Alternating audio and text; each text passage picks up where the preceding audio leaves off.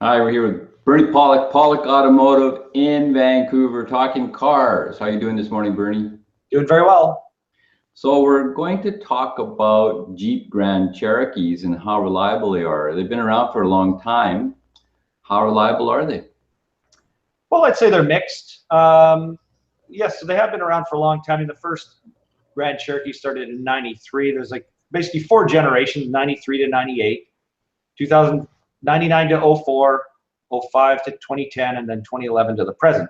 Actually, I realized to the present is 2017, so they've actually been making this style the longest of any Jeep. So there's bound to be a new one out pretty darn soon.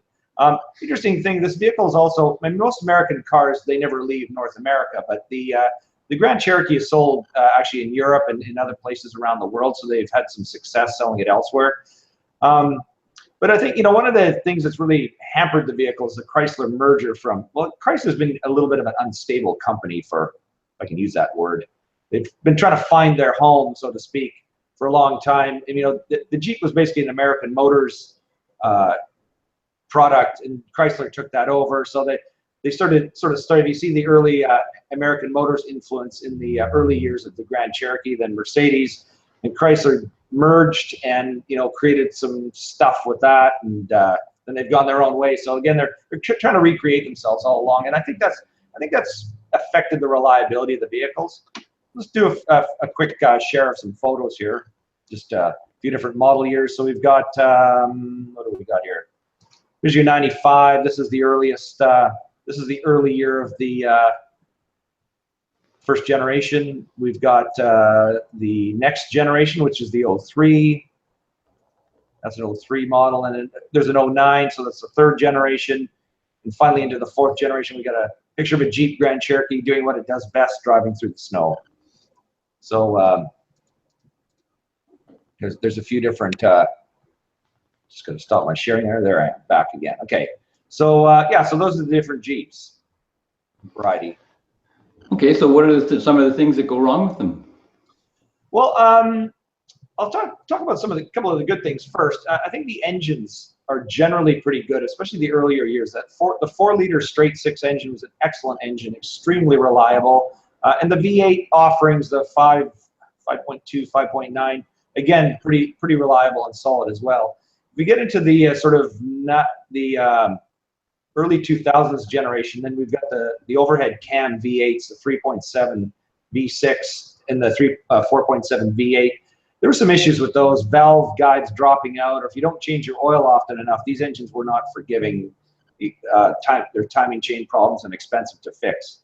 But again, we have clients with them that, have gone way over 200,000 kilometers and still had no problems. And then you get into the newer generations, the engines, again, are pretty good. There's the Hemis, and there's some good performance options available. The engines generally are pretty reliable. And there's also some diesel offerings in the mid to late 2000s, the Mercedes 3-liter diesel. A good engine, but very expensive to fix when things go wrong. So just something to watch with caution. May not be the best value. You really got to check it out whether it's worth your while. But you can buy a Jeep diesel for a lot cheaper than you can buy a Mercedes diesel, so it can be a pretty good value. So other issues that go wrong. I mean, we've seen coolant leaks. It seems like a lot of things happen on Jeeps, maybe before other vehicles. Things wear out. We've seen transmission coolers leaking fluid into the radiator. 2011 Jeep Grand Cherokee seems to be one of the worst years. There's some electrical issues. There's a part called the TIPM, which is a total integrated power module. They fail suddenly. A lot of complaints for failures for these. We've actually not run into any ourselves at our shop. Shouldn't say that. We've had a couple, but not as much when you look at the internet and how big of a problem that is. But that is a definite thing to watch for if you're buying in 2011. And it seems to be that model year is the worst. The brakes, being a heavy sport utility vehicle, brakes, you get about 50 to 70,000 kilometers out of brakes.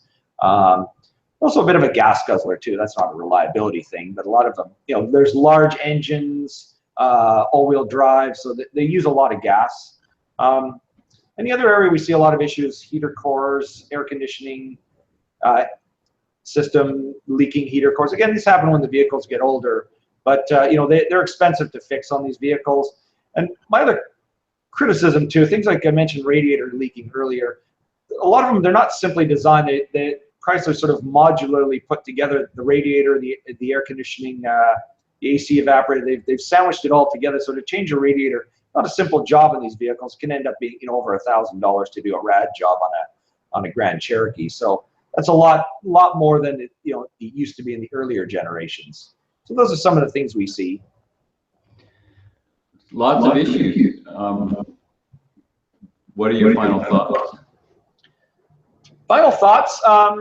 They're popular vehicle. People like them. I would say that when you get into one, I mean, they're even from the earlier generations. They're nicely built vehicles, leather seats, luxury features in a lot of the models, so they're attractive. But when you compare it to, say, a Toyota Land Cruiser, which is a lot more money, by the way, but a Land Cruiser or even a 4Runner, and again, those are usually more money, definitely not as reliable. Certain things, we service Land Cruisers with 400,000 kilometers that still, they need some work, but they're still more solid in reliability. So I like the Grand Cherokees, but just be prepared to spend a few more dollars than you would on your average vehicle for repairs and maintenance. So there you go, Pawlik Automotive in Vancouver. If you have a Jeep Grand Cherokee that you need some service on, they're the guys to call. Reach them at 604-327-7112 or check out their website, pawlikautomotive.com. Thanks a lot, Bernie. Thanks, Mark.